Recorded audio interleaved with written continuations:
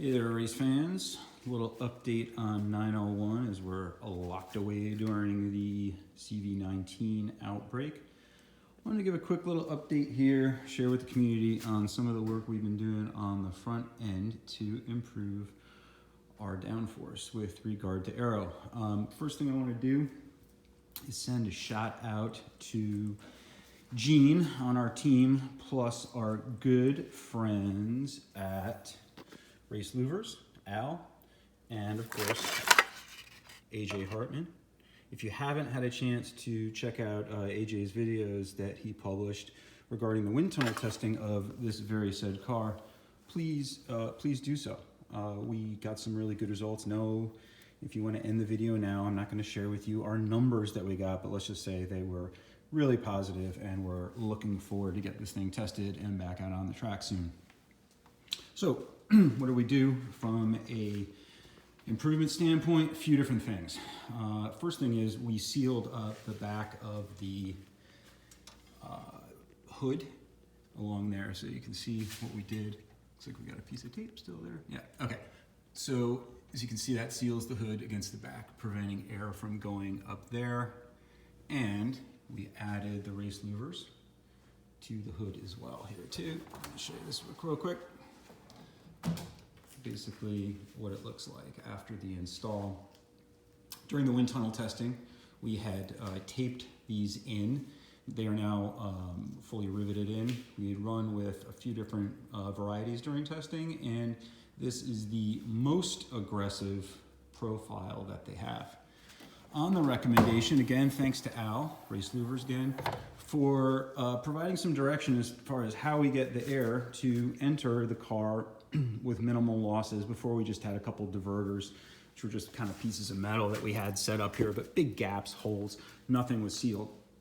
So it was a recommendation to create a fully fixed barrier. In this case, canvas was recommended. So that's what this is. This is canvas, and it goes around, and there's a silicone gasket that goes all the way around here. This was all custom handmade by me. All the way around the radiator. This is what it looks like from the top. I just have a thin piece of aluminum here so the canvas doesn't tear along the part of the frame there where it can have a potential to rip. But as you see, it's fully sealed. So it's a two-piece part. As you can see, I've got kind of belts and a suspender here. We've got Velcro plus snaps that go around the outside. And the black you see is simply plastic dip spray, so it makes it impermeable to air to maximize the airflow through the radiator, through the oil cooler, through the power steering cooler. The challenge on this side of the canvas was really the power steering cooler, the hoses here, as well as the bracket. So it really needed to be created in two pieces to go around there. The rest is really hard to see up there, but the rest is fully sealed.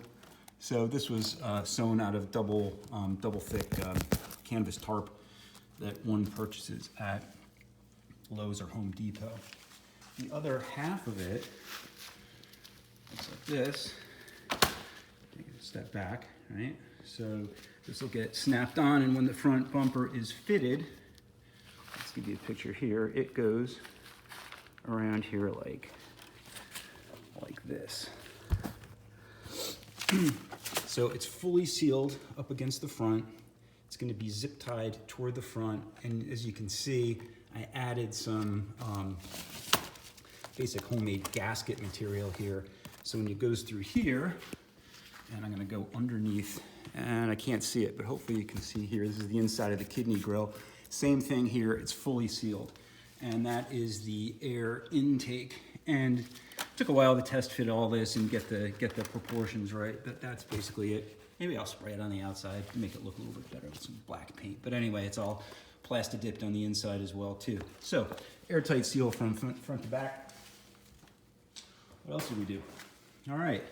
We got a couple of other Aero goodies. I think you may have seen them over here. We're going to be adding some double canards to the front, upper and lower canards. In addition to that, Gene made some wheel spoilers here too that are gonna basically be, it's kind of hard to demonstrate this when the bumper's not on, but it's gonna be basically like this. You're gonna go in here, up along, pretty simple bracket, and they're gonna go up here like that to provide a little bit more spoiler action on the front wheels.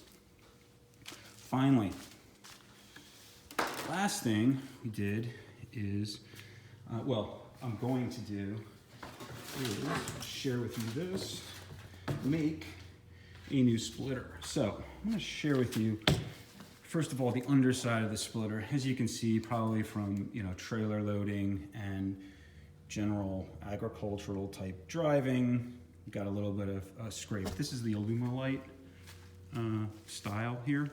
One thing I want you to notice is when you look at this, generally speaking, it might be hard in this video to see it, but I'm holding it as straight as I can. And if you look to the left-hand side, it's actually curving up. This is the way we tested it on the wind tunnel. Since it was on the car, we really didn't have a good sense of that, but due to the scraping and the pushing up of the actual splitter itself, this was actually very bad for our testing. So I'm going to be using two options here. Cut the Alumilite in the other direction so it doesn't have a propensity to bend up, but I'm going to be making some out of some marine gray plywood, and we'll see how that goes. It currently sticks out 4 inches. As you can kind of see from the thing there, it's 4 inches. I may go 5 or 6 inches. That is to be determined, but at least it'll remain flat. May it shatter? Sure, it might, but there we go. So those are the major components. Once that gets done, it's time to queue up some Amy Winehouse for this because it needs a refreshing livery and it's going to be going back to black. Any questions? Shoot me a comment in the video below. Cheers. Have a good one. Look to see you out on the track soon.